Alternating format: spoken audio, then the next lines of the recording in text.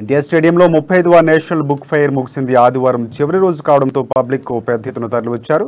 Corona కారణంగా గత 2 ఏళ్లలో బుక్ ఫెయిర్ కు ఆదరణ తగ్గినా ఈసారి పబ్లిక్ నుంచి భారీగా రెస్పాన్స్ వచ్చింది.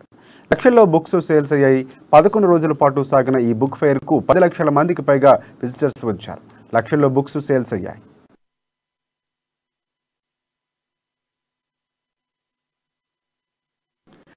నేషనల్ బుక్ ఫెయిర్లో 340 స్టాల్స్ ఏర్పాటు చేశారు. అన్ని స్టాల్స్లోనూ దాదాపుగా 10 లక్షల పుస్తకాలను అందుబాటులో ఉంచారు. ప్రారంభించిన మొదటి రోజు నుంచే బుక్ ఫెయిర్కు సందర్శకుల తాకిడి పెరిగింది. పుస్తకాల ప్రదర్శనను 4 రోజుల్లోనే 3 లక్షల మంది విజిట్ చేశారు.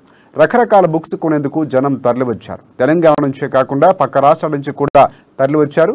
ఇక బుక్ ఫెయిర్లో అన్ని రకాల బుక్స్ కు డిమాండ్ పెరిగింది. బయట మార్కెట్ కంటే బుక్ ఫెయిర్లో తక్కువ ధరలు ఉండడంతో సేల్స్ పెరిగాయి. యువత ఎక్కువగా మోటివేషన్ బుక్స్ పై ఇంట్రెస్ట్ చూపించారు. చిన్నపిల్లలకు స్మార్ట్ ఫోన్లకు బదులుగా పుస్తకాలను చదివించాలనే ఉద్దేశంతోనే కథలతో కూడిన బుక్స్ ను తల్లిదండ్రులు ఎక్కువగా కొనుగోలు చేసినట్టు నిర్వాహకులు చెప్పారు.